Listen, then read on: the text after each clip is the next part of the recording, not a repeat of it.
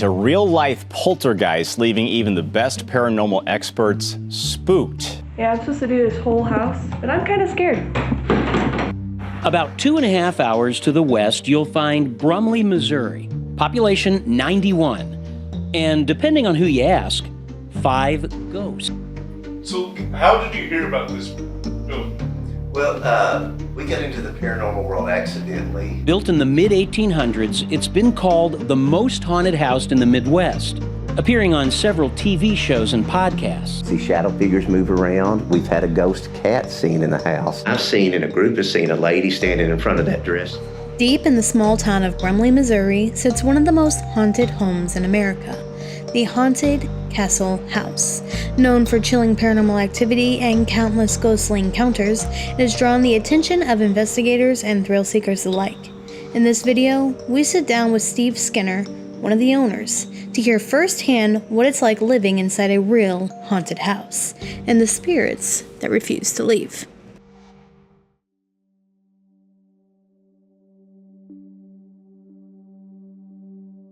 So, how did you hear about this building? Well, we got into the paranormal world accidentally, and once I found out that ghosts were actually real, I became fascinated, because all my life I thought they weren't. And so we went to a lot of places, had some neat things happen, but I was always concerned things might be enhanced or staged. So I decided if I could find a paranormal place, I could buy that as my paranormal lab.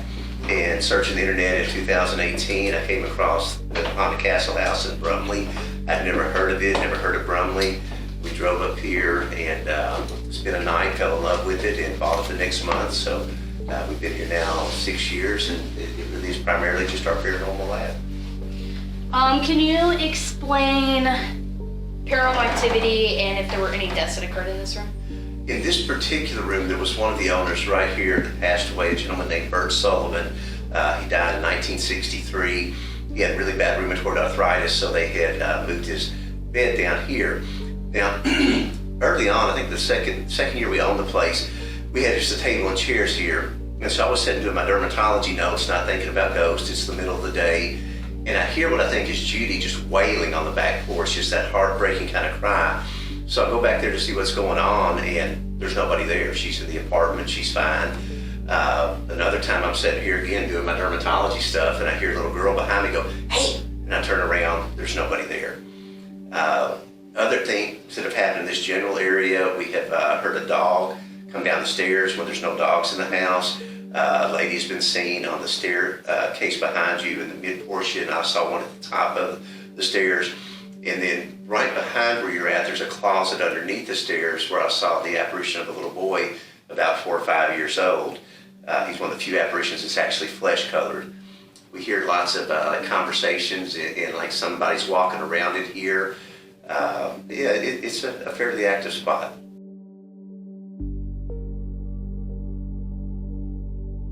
So here in the parlor, we have a lot of activity that sounds like the furniture in the room above us is getting scooted around. We'll go upstairs and there's never anything out of place. There's a shadow that will poke its head in periodically from the doorway coming into the parlor. I've seen what I thought was Judy walking through here to the door where our little ghost-free zone is. But she actually was just coming into it from the front door. This was one night that we got up here, and I carried things in, and I saw Judy going that way, and then when I set my stuff down and turned around, she actually was just coming into the house. We've had shadow people walk from that love seat through the wall behind us, and that room behind us now a bathroom, but it used to be the doctor's office for 2 different doctors that practiced here. One in the late 20s and then one in the 30s and 40s. There's been a ghost cat seen in here, a little black cat that'll walk in.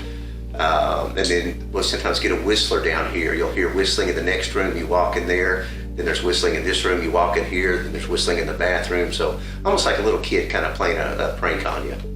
Is there any notable things that happened, like because of things you brought into the house, or? We would like to think that. The one thing that I think is a pretty good possibility, we had a picture hanging up on a wall that was a big band director named Sammy. It was supposed to be haunted. We got it from people we know really well that are really familiar with these things. But in 5 years, nothing happened. So we also have a picture, a shadow box up here of a young lady who passed away. We don't know who that is, but we got it in Alabama. And so that was up on one side, Sammy was on the other. And these walls are concrete walls, the nails are in the concrete. Judy patches it, so I mean, the nails are in there forever. So I took Sammy down last year because nothing was happening. I said, Sammy, buddy, I'm sorry, you're going back in the closet, nothing's going on. We put up an old mirror and sconce, and then Judy and I are sitting back here, and nobody else is here, there's no other movement. Sister Edith comes flying off the wall. That picture comes off, the nail's not moved, it's not bent, it's not changed.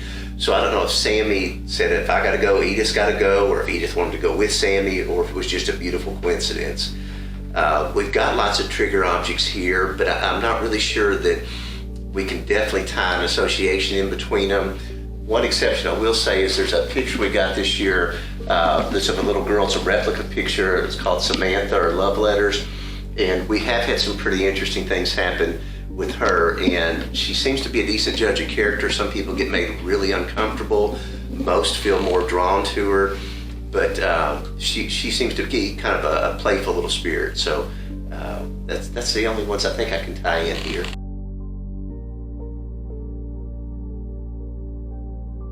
So this room initially was just a storage room, then it became the bathroom when they got indoor plumbing.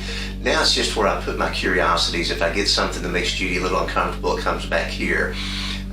We use this room a lot for scrying. See some really unique images, both in the black obsidian mirror and then another old antique mirror we have on the wall. But we have a variety of things, from an old ball and chain from a farm in Rome, Georgia from the 1800s, a child's viewing casket, Civil War bone saws, funerary mask from Africa, a variety of carved deities from around the world, tarot cards, including the Golden Dawn ones that are famous for Aleister Crowley's usage, Ouija boards, a lot of voodoo items on this side, and a couple of shaman's masks from Nepal back in the mid-1800s. Another African image, from the Congo. This is one of the Nasiki figures, a few Native American things. We do believe we've got an old dagger here from the mid-1800s that has sort of the Ouija board symbols on there. It's frozen up a little bit too much to turn. This seems to have an energy attached to it. This bracelet, which is from a Cherokee camp in central Georgia, it seems to have an energy attached with it as well. And a couple of our voodoo items do too. This is one of the few rooms I've seen a full body apparition in that was actually in color. There was a lady standing right here, like she was looking out a window, but there's never been a window here. So possibly it was a mirror she had been looking in, but she just looked like you and I do, perfectly a normal color, a normal dress. Probably with our investigations, different teams that come in, this is in the top 3 most active locations for them.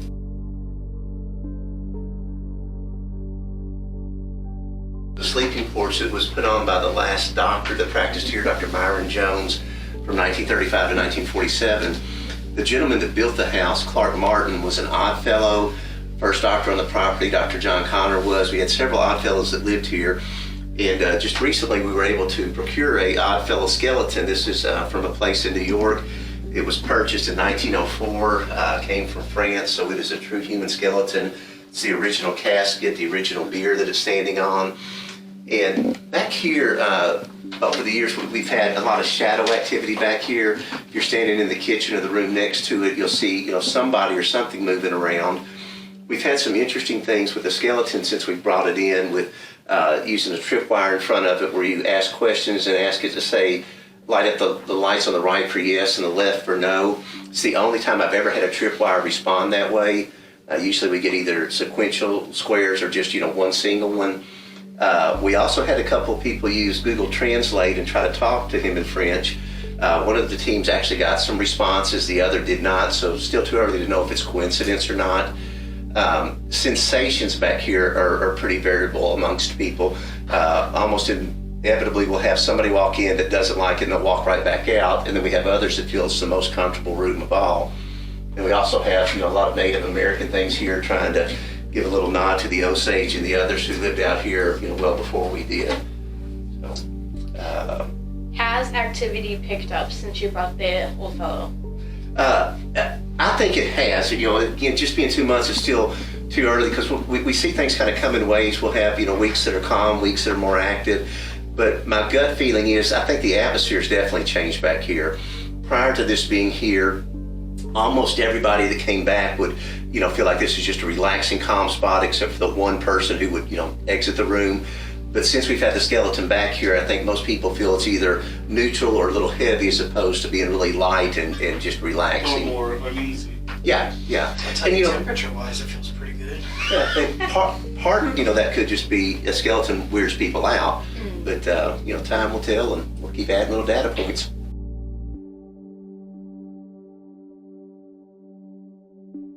So in this room, we kind of have it dedicated to the medical history of the place. We've had 3 practicing doctors on the property too in this house. So we have a display case over here that has actually some of the bottles utilized by Dr. Dixon and by Dr. Connor. Then on this side, we have a little table set up with a Ouija board and a true human skull on it. We get a fair amount of activity in here, mostly closer to the stairs and to the hallway. Sometimes you'll see a shadow leaning its head around from the hallway peeking in. There's been an older lady seen at the top of the stairs, an older lady seen in the middle of the stairs. Little boy, the same one that I saw downstairs under the stairway in the closet, was sitting at the top of the stairs one night. Footsteps are very, very common in here. And then, with the Ouija board, probably 95% of the time we get nothing. Then occasionally we just get gibberish, but every once in a while, 4 or 5 times a year, it'll actually seem like we're getting some kind of a conscious response to what we're asking. And, we're still trying to figure out, are we doing it subconsciously without realizing, or is it truly something paranormal? This is the room where Wes was sleeping last year and will be this year. Excuse me. You excuse me too. Walk on down a little bit. So on opposite side, this is the dial room, which we'll be looking at a little bit later. The entire night we were in this area, all you would hear is,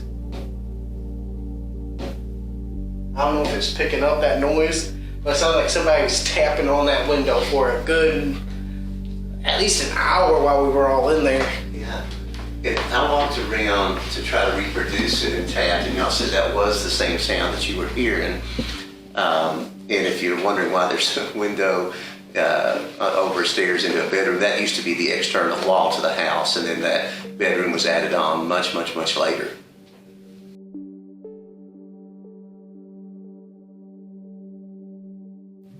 So this bedroom was the room that was used by the doctors if a patient ever had to stay overnight.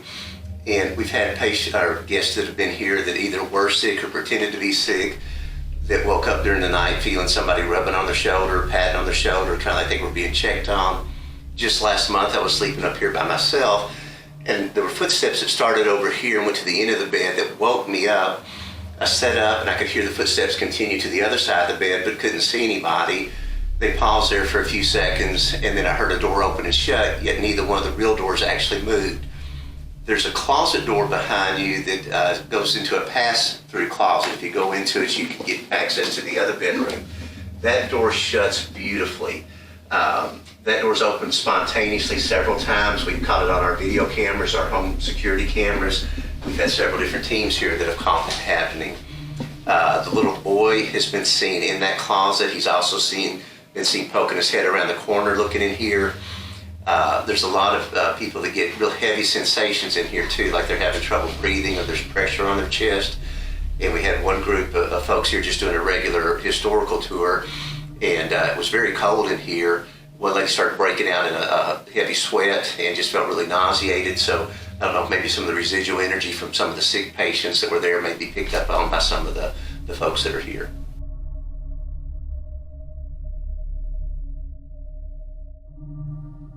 This is the master bedroom. 3 of the previous owners passed away in here. The first one was Dr. Walter Dixon, who passed away in 1930 from heart issues. Then Cecil Sullivan passed away here in 1984 from conditions and complications related to dementia. And then Sergeant Emerson Ali, a Korean War veteran, passed away in here in 1988, also from heart-related issues. This is the room I've had the most activity myself. The first time Judy and I stayed here as owners, we worked half a day, got up here after midnight, get into bed, and I'm against the wall. I fall asleep really quickly. Judy's wide awake. It's a new house, maybe haunted, in a new town. There's a door that has this hole in it. Looks like it came out of The Shining. So probably 10 minutes after I fell asleep, there's 5 really loud bangs coming from that door. So I grab my 357, I go check in there, there's nobody. I check her other closet, there's nobody. Check everything upstairs, nothing. I get downstairs and realize the door's still deadbolt locked, our security system's still on, and poor Judy's up here by herself where the banging was. I finally got back to sleep that night a little after 3, and then around 4 I got woken back up with my pillow being pushed in several inches and a man's voice by my right ear going, so then I was awake the rest of the night. Came back a couple weeks later by myself because the house had beat me and I just not going to be scared of my house. Came up and had a very relaxing weekend, nothing odd or nothing strange happened. Then I'll sleep up here randomly and usually by myself. Judy prefers her ghost-free room. But on this bed, I kind of got on it and it's on my stomach moving over. All the lights were out. I was getting positioned and I felt somebody sit down on the bed. I could actually feel their butt against my thigh. It was there for probably 10 seconds, then got up and was gone. Been woken up here in what sounds like a lady's dress dragging around the floor. Saw a young African-American boy by the closet door in the corner of the room, just smiling real pleasantly and holding a drum in front of him. What else? This year, twice I got woke up by what sounds like a young 4 or 5-year-old girl humming and talking behind me. The first time I just whipped around and looked and nobody was there, so I thought it was a dream. But when it happened 3 nights later, I just laid still after I woke up, heard her for about 10 seconds, and I tried to turn really slowly, but as soon as I moved, she was gone. Footsteps are very common in here. I've seen that door come about halfway open and slam back shut. This is the room, too, that has chased out 2 teams. We had 2 different teams who paid for the full overnight, have been to a lot of places, and they left 2 in the morning because they felt like the house didn't want them anymore. So while I don't think we have anything really dark or bad, I think maybe we have some less pleasant human spirits, and it might not have made their show them their welcome was worn out. For the record, with him talking about people running out, you might need to censor this next part. I'm one of the bigger in the group. Yes, I slept with the light on, but I was able to sleep in here just fine. And that last time we were here, it was a very, very, very active night. And I slept pretty fine. And while I was sleeping, I felt like something was grabbing my hand and like just holding it while midair while I'm laying on my side. But besides for that, I don't feel anything bad in this house. If I did, I wouldn't be back. And the other thing I failed to mention, I saw an older lady just behind that door where the Chester drawers is. Oh, yeah. And Zach saw the same lady, I believe it's the same lady last year when you were here. Yeah, Lady in Black, that's what I called her. I mean, I know that's a very common ghost name, but... You gotta have a little girl named Sarah, you gotta have the Lady in Black. Pretty standard issue with haunted don't houses. forget about Mary.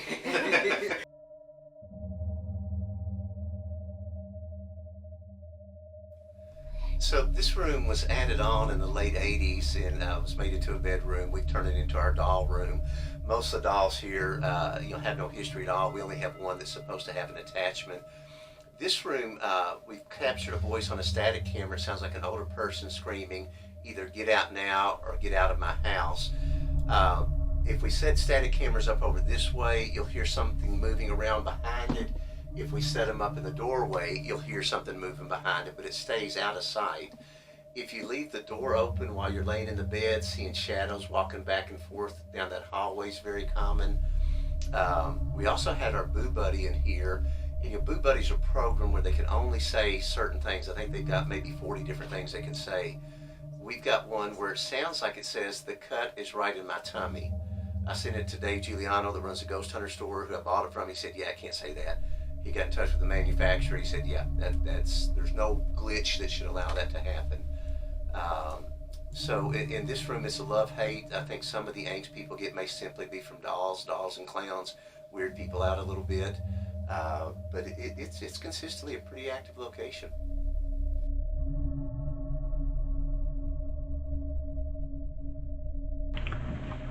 Yeah, I'm supposed to do this whole house, but I'm kind of scared.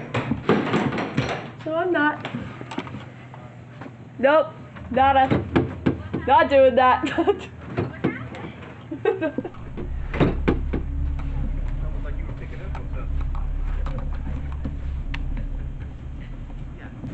Mr. Skelly Boy is also here. Say hi, Mr. Skelly Boy. He has gotten me 4 or 5 times today. Just because I forget he's there. Steve is a real monster for that one. Oh. That's really good.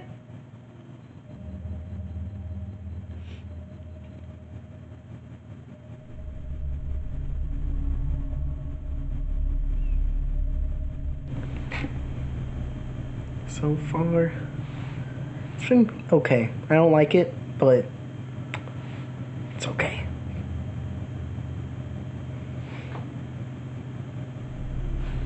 Thought I heard something.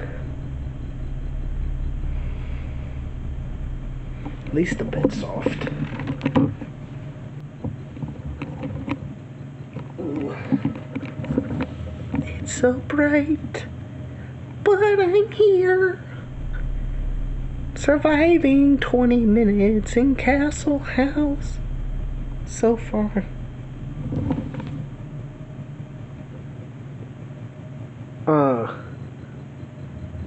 Well, barely surviving. Thought I just saw something.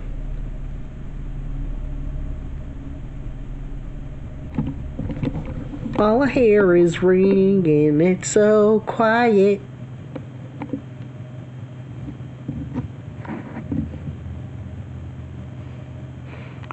Ooga booga wooga.